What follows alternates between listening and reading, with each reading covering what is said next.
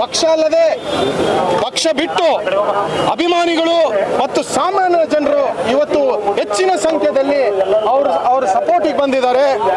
ತಮಗೆ ವಿಷಯ ತಿಳಿದಕ್ಕಂಥ ವಿಷಯ, ಇವತ್ತು 4192 ಕೇಸಸ್ ಇದಾವೆ MLA MP ಮೇಲೆ ಇಡೀ ಇಂಡಿಯಾದಲ್ಲಿ. ಅದರಲ್ಲಿ ತಮಗೆ ಗೊತ್ತಿರ್ತಕ್ಕಂಥ ವಿಷಯ 326 MPs ಮೇಲಿದಾವೆ. ಅದೇ ರೀತಿಯಾಗಿ 174 ಕೇಸಸ್ ಮಿನಿಸ್ಟರ್ಸ್ ಮೇಲಿದಾವೆ. ಇಷ್ಟು ಪರ್ಸೆಂಟೇಜ್ ಇದೆ.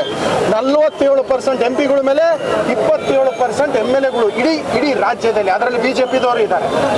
ಈ ಕಾರಣದಲ್ಲಿ ಅವರು ಒಂದು ಪಟ್ಟು ನೋಡಿಸಿದ್ರೆ 3 ಪಟ್ಟು ತಮಗೆ ಇರುತ್ತೆ ಅಂತ ಗಮನದಲ್ಲಿಲ್ಲ. ಬೆಕ್ಕು ಹಣ್ಣು ಮುಚ್ಕೊಂಡು ಹಾಲು ಕುಡಿದ್ರೆ ಯಾರು ನೋಡಿಲ್ಲ ಅಂತಂತ ಹೇಳ್ಕೊಂಡು ಬರೀ ಇಲ್ಲೇ ಒಂದು ಲೆಕ್ಕ ಮಾತಾಡ್ತಾ ಇದ್ದಾರೆ. ಈ ಹಗರಣ ಕೂಡ ಅವರು ಎಷ್ಟು ತಪ್ಪಾಗಿ ಹೇಳ್ತಾರೆ ಅಂದ್ರೆ 187 crores 187 crores ಆಗಿದೆನಾ? ಆಗಿರೋದು ಓನ್ಲಿ 87. ಅದು ಕೂಡ recovery 80 crores, recovery 82 crores recovery ಆಗಿದೆ. ಆಗ್ಲೇ ಅದು ನಾಗೇಂದ್ರಣ್ಣ ಅವ್ರ ಅಕೌಂಟಿಂದ ಆಗಿದೆನಾ? ಅವ್ರ ಪರ್ಸನಲ್ ಅಕೌಂಟಿಂದ ಆಗಿದೆನಾ? ಯಾವ ಲೆಕ್ಕದಿಂದ ಯಾವ ಬ್ಯಾಂಕಿಂದ ಹೋಗಿದೆ ಆ ಬ್ಯಾಂಕ್ ಮುಖಾಂತರ ಬಂದಿದೆ. ಇನ್ನ ಒಂದು 5-6 ಕೋಟಿ ಇದೆ. 2 ಕೋಟಿ ಫ್ರೀಸ್ ಆಗಿದೆ, ಬ್ಯಾಂಕ್ ಮುಖಾಂತರ ಬರ್ಬೇಕಂತ ಬರ್ತಾ ಇದೆ.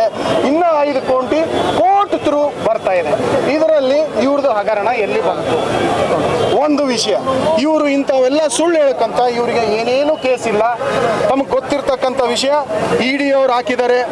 ED ಅವರು 4000 ಮೇಲೆ ಹೆಚ್ಚಿನ ಕೇಸ್ಗಳು ಇಡೀ ಇಂಡಿಯಾದಲ್ಲಿ ಇದ್ದಾವೆ. ಅದರಲ್ಲಿ ಕನ್ವಿಕ್ಷನ್ ಬರೀ 43. ಇದರ ಅರ್ಥ ಬಿಜೆಪಿದವರು ಯಾರು ಪ್ರಬಲ, ಇಲ್ಲಿ ಬಳ್ಳಾರಿಯಲ್ಲಿ ನಾಗೇಂದ್ರ ಅವರು ಹೆಚ್ಚಿನ ಮಟ್ಟದಲ್ಲಿ ಒಂದು ದಲಿತ ನಾಯಕ ಹೆಚ್ಚಿನ ಮಟ್ಟದಲ್ಲಿ ಬೆಳೀತಾ ಇದ್ದಾನೆ ಅಂದಮೇಲೆ ಅವ್ರು ED ಅವರೆಲ್ಲ ಈ ಟೈಪ್ ಮಾಡ್ತಾ ಇದ್ದಾರೆ.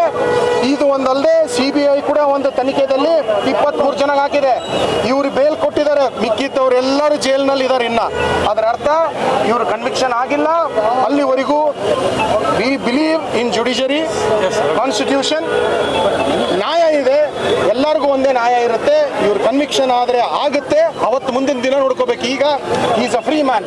ಅಲ್ಲಿವರೆಗೂ ಅವ್ರನ್ನ ಬಿಜೆಪಿದವರಿಗೆ ನಾವು ಏನು ಹೇಳ್ತೀವಿ ಅಂದ್ರೆ, ಅಸೆಂಬ್ಲಿ ನಡ್ಸಕ್ ಬಿಡ್ರಿ, ಕೆಲಸ ಮಾಡಕ್ ಬಿಡ್ರಿ, ಇಂಥವೆಲ್ಲ ಹುಚ್ಚುಚ್ಚು ಗಮನ ಸಾಮಾನ್ಯ ಜನರಿಗೆ ಮೋಸ ಮಾಡ್ತಕ್ಕಂಥ ಮಾತುಗಳು ಬಿಡ್ರಿ ಅಂತ ಕೇಳ್ಕೊಂಡು ಒತ್ತಾಯ ಮಾಡ್ತಾ ಇದ್ದಾರೆ.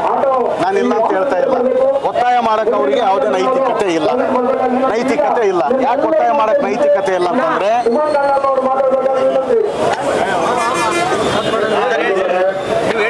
ನೈತಿಕತೆ ಯಾಕಿಲ್ಲ ಅಂತಂದ್ರೆ, ನಾನು ಇವತ್ತೊಂದು ಮಾತು ಹೇಳ್ತೀನಿ. ಇವತ್ತು ಮೋದಿಜಿ ಸರ್ಕಾರದಲ್ಲಿ 39%, ನೆನ್ಪಿಟ್ಕೊಳ್ರಿ, 39% ಇವತ್ತು ಯೂನಿಯನ್ ಮಂತ್ರಿಗಳು ಕ್ರಿಮಿನಲ್ ಪ್ರಕರಣಗಳಲ್ಲಿ ಭಾಗಿಯಾಗಿದ್ದಾರೆ. ಅದರಲ್ಲಿ ವಿಶೇಷವಾಗಿ 5 ಪ್ರಕರಣಗಳಲ್ಲಿ ರೇಪ್ ಕೇಸ್ ಆಗಿದೆ, ರೇಪ್ ಕೇಸ್ನಲ್ಲಿದ್ದಾರೆ. ಇನ್ನು 8 ಪ್ರಕರಣಗಳಲ್ಲಿ 307 ನಲ್ಲಿದ್ದಾರೆ. ನೀವು ಬೇಕಾದ್ರೆ ಚೆಕ್ ಮಾಡ್ಕೊಳ್ಳಿ, ನಾನೇನು ಸುಳ್ಳು ಹೇಳ್ತಾ ಇಲ್ಲ.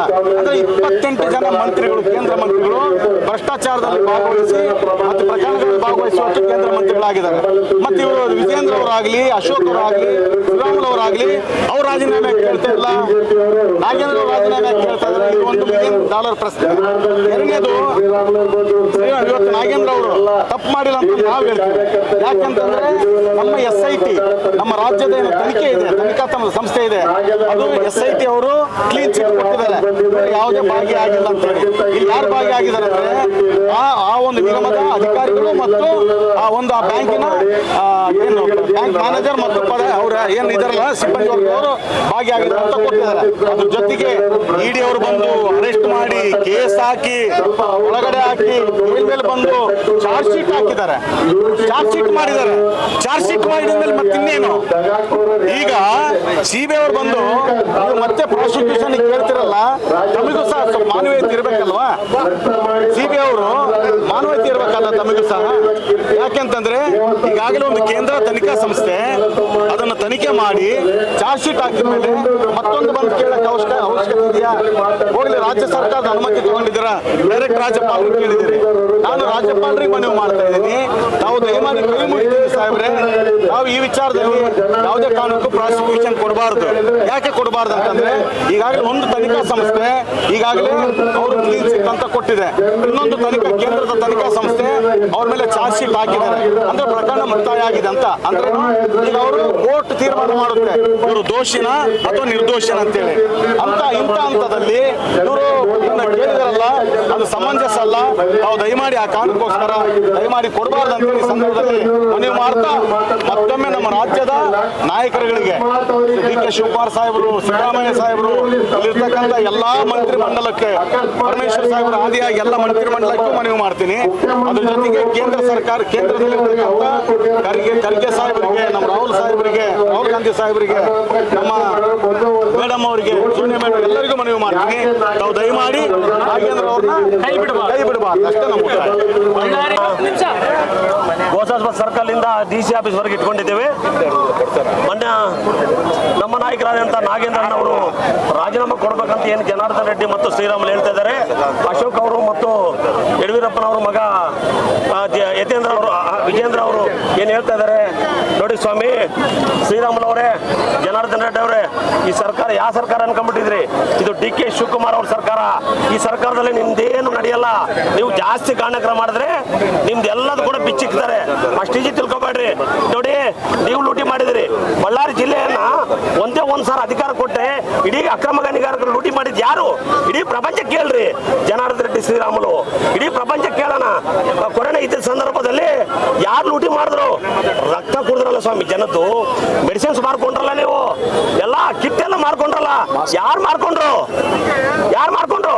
ಮಾನ ಮರ್ಯಾದೆ ಏನನ್ನಿದ್ರೆ ಇಲ್ಲಿ ಬಂದ್ ಮಾಡಿದ್ರೆ ಸರಿ, ಇಲ್ಲಾಂದ್ರೆ ಒಂದ್ ಅಜ್ಜಿ ಮುಂದೆ ಇಕ್ಕಿದ್ದೇವೆ. ಇನ್ನು ನಿಂದ್ರ ಪ್ರಸಕ್ತನೇ ಇಲ್ಲ. ಉಗ್ರ ಹೋರಾಟ ಮಾಡ್ತೀವಿ. ನಿಮ್ ಮನೆ ಕೂಡ ಮುಚ್ಚಾಕ್ತಿವಿ. ಏನ್ ತಿಳ್ಕೊಂಡ್ಬಿಟ್ಟಿರಿ ನೀವು? ನಾವು ವಿಧಾನಸೌಧ ಮುಚ್ಚಾಕ್ತಿವಿ, ಕಾಂಗ್ರೆಸ್ ಪಾರ್ಟಿ ಮುಚ್ಚಾಕ್ತಿವಿ ಅಂತ ಏನ್ ಹೇಳ್ತಾ ಇದಾರಲ್ಲ. ನಾವು ಬಳ್ಳಾರಿಯಲ್ಲಿ ನಿಮ್ ಮನೆ ಬಂದು ಕುದುರ್ತೀವಿ. ನೀವು ಗುಂಡಾಗಿರಿ. ಡಿ.ಕೆ. ಶಿವಕುಮಾರ್ ಬಗ್ಗೆ ಮಾತಾಡ್ತೀರಿ, ನಾಗೇಂದ್ರ ಬಗ್ಗೆ ಮಾತಾಡಿ ಯೋಗ್ಯತೆ ನಿಮ್ಗಿಲ್ಲ ಅಂತ ಹೇಳಿ ಗಂಟಾಘೋಷವಂತೆ ಹೇಳಕ್ ಸಿದ್ಧ ಇದ್ದೇವೆ. ನಾವು ಇದೇ ಫಸ್ಟ್ ಲಾಸ್ಟ್. ಇನ್ನು ಮಾತಾಡಿದ್ರೆ ಮಾತ್ರ ಸರಿ ಇರಂಗಿಲ್ಲ ಅಂತ ಹೇಳಿ ವಾರ್ನಿಂಗ್ ಕೊಟ್ಟು ಇದಕ್ಕೆ ನಾವು ಇವತ್ತು ಇಲ್ಲಿ ಎಂಡ್ ಮಾಡ್ತಾ ಇದ್ದೇವೆ. ಇನ್ನ ಏನನ್ನ ಸ್ಟಾರ್ಟ್ ಮಾಡಿದ್ರೆ ನಾವು ರಾಯ ಸರ್ಕಲ್ ಇಂದ ಚಲೋ ಜನಾರ್ದನ್ ರೆಡ್ಡಿ ಮನೆ, ಚಲೋ ಶ್ರೀರಾಮುಲು ಮನೆ ಹೋಗೋದು ಖಚಿತ. ಯಾರು ತಡೆದ್ರೆ ಕೂಡ ತಡಿಲಿಕ್ಕೆ ಇದನ್ನ ಆಗೋದಿಲ್ಲ. ಈ ಹೋರಾಟ ನಾವು ಮುಂದಕ್ಕೆ ಓಡಿಸ್ತೀವಿ ಅಂತ ನಾವು ಹೇಳಲಿಕ್ಕೆ ಇಷ್ಟಪಡ್ತೀವಿ. ಸಂಖ್ಯೆಯಲ್ಲಿ ಜಾತ್ಯತೀತವಾಗಿ, ಪಕ್ಷಾತೀತವಾಗಿ ಅವ್ರ ಮೇಲೆ ನಂಬಿಕೆ, ವಿಶ್ವಾಸ ಹಾಗೂ ಅಭಿಮಾನ ಇಟ್ಕೊಂಡು ಬಂದಿದ್ದಾರೆ. ಇವತ್ತು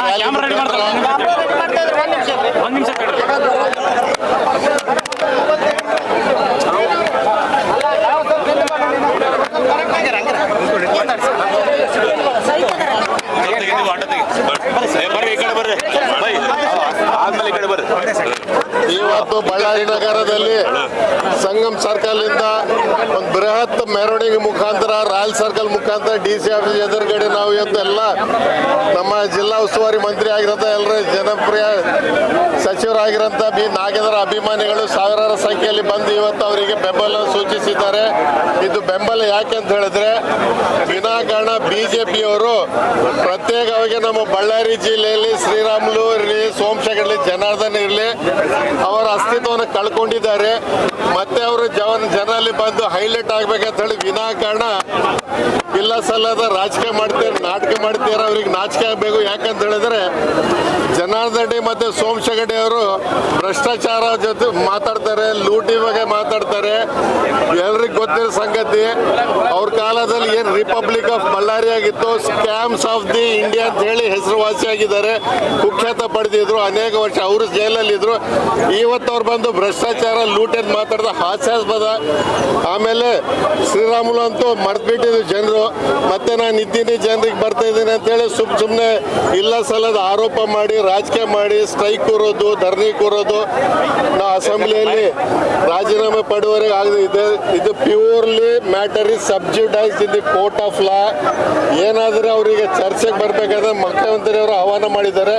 ಚರ್ಚೆ ಮಾಡಬೇಕಾದ್ರೆ ಒಂದು ನೋಟಿಸ್ ಇಶ್ಯೂ ಮಾಡಬೇಕು. ಅದಾದ ನಂತರ ಕಾನೂನಾತ್ಮಕ ಚರ್ಚೆ ಮಾಡೋಕ್ಕೆ ನಮ್ಮ ಪಕ್ಷ ಎಲ್ಲರೂ ಸಿದ್ಧವಾಗಿದ್ದಾರೆ. ಅದು ಬಿಟ್ಟು ಇವರು ಶಾರ್ಟ್ ಕಟ್ ಹೋಗಿ ರಾಜಕೀಯ ಮಾಡ್ತಾರೆ. ಇದು ಖಂಡನೆ ಅಂತೇಳಿ ಈ ಸಂದರ್ಭ ಹೇಳ್ತಾ ಇದ್ದಾರೆ. ಬಳ್ಳಾರಿಯ ನಿರಂತರ ಸುದ್ದಿಗಾಗಿ ಬಳ್ಳಾರಿ ಬೆಳಗಾಯಿತು ಚಾನೆಲ್ನ ಸಬ್ಸ್ಕ್ರೈಬ್ ಮಾಡಿ ಹಾಗೂ ಬೆಲ್ ಐಕಾನ್ ಒತ್ತಿ.